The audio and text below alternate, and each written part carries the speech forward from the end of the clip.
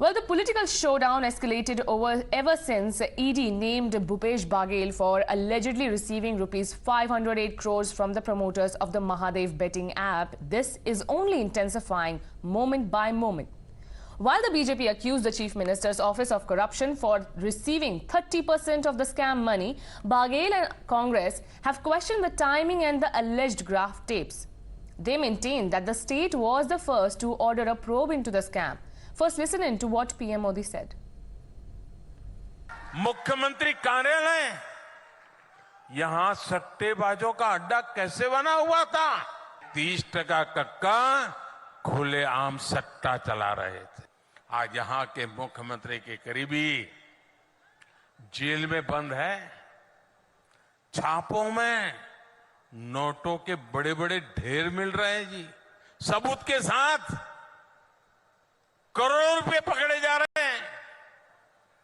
जो घोटाले का सबसे बड़ा आरोपी है वो टीवी पर आकर कह रहा है कि उसने मुख्यमंत्री को 500 करोड़ रुपए से ज्यादा रिश्वत दी है, और फिर भी आपसे वो वोट मांग रहे हैं। शर्म नाम की चीज नहीं है इनको। ऐसे आरोपों से घिरे मुख्यमंत्री को एक दिन भी सीएम की कुर्सी पर नहीं रहना चाहिए। ये आरोप इतने गंभीर है, सबूत इतने सटीक है कि कांग्रेस से अपने मुख्यमंत्री का बचाव करना भी मुश्किल हो गया है। The BJP is citing ED's remand note to back its claim.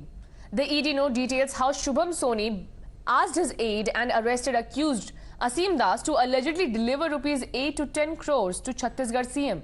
The ED claims that Shubham Soni sent the instructions to Asim Das on WhatsApp via an audio note. Listen in.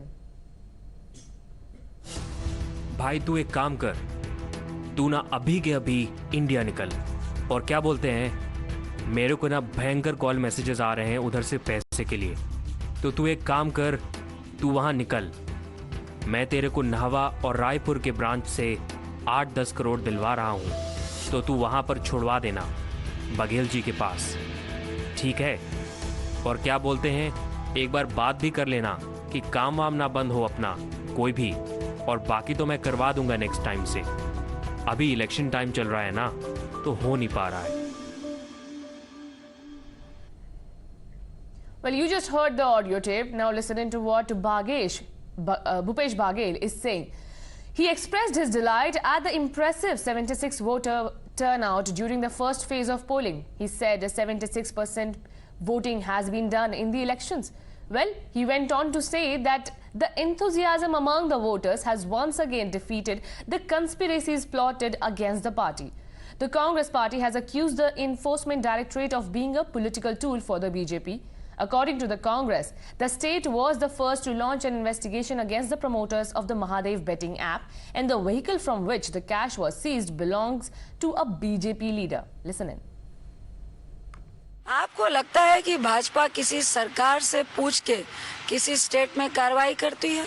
वैसे भी हमारे मुख्यमंत्री ने कहा कि मैंने 20 बारी कहा था कि आप इस ऐप को बैन करें, लेकिन उसकी फाइल कंटिन्यू चल रही है और अचानक से चुनाव के 4 दिन पहले नींद खुलती है। ये सरासर हमारे मुख्यमंत्री की छवि को खराब करने के लिए है। नतीजा के तौर पर ये हुआ कि भूपेश बघेल जी ने एफआईआर लिखाई, छापे पड़े, उनके 400 लोगों से ज्यादा से पूछताछ हुई, गिरफ्तारियां हुई, और तब चुपचाप वही माल्या की तरह, मोदी की तरह ललित, उनको चुपचाप दुबई पहुंचा दिया गया। मैं आज तक ही नहीं जान पा रहा हूं कैसे ये 500 करोड़ रुपए तो छोड़िए, ईडी ने भी जांच नहीं पूरी की और लिख दिया कि हम जांच के बाद, अभी जांच का विषय है ये। तो ईडी और बीजेपी इस समय दोनों एक दूसरे से मिलकर प्रचार कर रहे हैं, ये लोकतंत्र की हत्या है। Well, the BJP firmly believes that 30% of the scam money from the Mahadev betting app went directly into the Chhattisgarh CM Bhupesh Baghel's kitty. Listen into this charge. यानी सट्टा महादेव ऐप में 30% भूपेश जी की भागीदारी है, ये प्रधानमंत्री जी ने स्पष्ट कर दिया, ईडी ने प्रमाणित कर दिया। 508 करोड़ का मनी ट्रांजैक्शन साफ दिखता है। तो भ्रष्टाचार का इससे बड़ा आरोप क्या हो सकता है।